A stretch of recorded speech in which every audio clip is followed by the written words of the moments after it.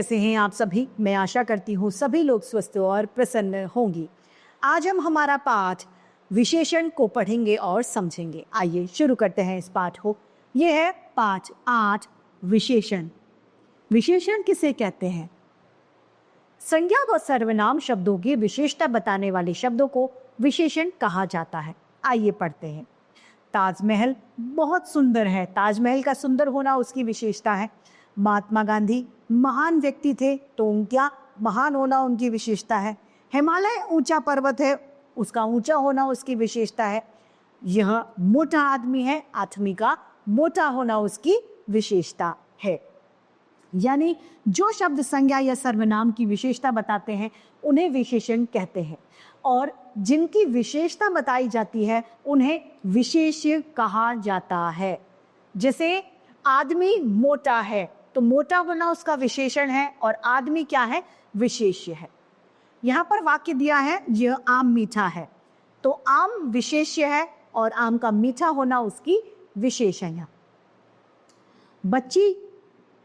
छोटी बच्ची खा रही है, तो छोटी होना उसका विशेषण है, और बच्ची क्या है? विशेष्य है। विशेषण केवल वस्तु, स्थान या व्यक्तियों के गुण दोष नहीं, ये व्यक्तियों,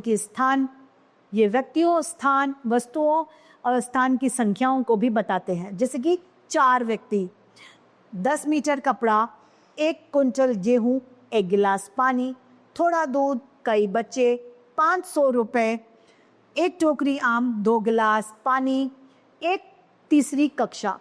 तो ये सभी क्या है? इसमें संख्याओं का भी ज्ञात हमें हो रहा है। ये भी एक विशेषण है। अगला है विशेषण के भेद। विशेषण को 5 भागों में बांटा गया है। पहला, गुणवाचक विशेषण, परिमाणवाचक विशेषण, संख्यावाचक विशेषण, सार्वमानिक तथा व्यक्तिवाचक विशेषण। सबसे पहला हम पढ़ेंगे गुणवाचक विशेषण के उदाहरण, जिसमें गुण दोष का पता चलता है, वे गुणवाचक विशेषण कहलाते हैं। सैनिक वीर होते हैं, उनका वीर होना उनका गुण है। विपिन बहुत लालची है, उसका गुण है लालची होना। राहुल बहुत मूर्ख है, राहुल का मूर्ख होना उसका गुणवाचक विशेषण है। हमेशा ताजे फल खाओ, फलों का ताजा होना उसके गुण को दर्शा रहा है। परिमाणवाचक में नाप तोल और मात्रा का हमें पता चलता है। 2 लीटर तेल, डिब्बे में 2 लीटर तेल है, 2 लीटर का होना। तुमने पर्याप्त पानी नहीं पिया, पर्याप्त मात्रा है। 8 मीटर कपड़ा, थोड़ा नमक, ये परिमाणवाचक के उदाहरण है, जिसमें मात्रा, नाप तोल का हमें पता चलता है। संख्यावाचक विशेषण में हमें संख्याओं का बोध होता है। 4 पेन, 3 बच्चे, 3 कुर्सियां, 2 कक्षाएं इत्यादि। सार्वमानिक विशेषण के उदाहरण हैं, यह मेरी पुस्तक है, यानी यह निश्चित है कि यह मेरा ही पेन है। वह मेरा घर है, उस पेड़ पर चिड़िया बैठी है, वे आदमी यही रहते हैं।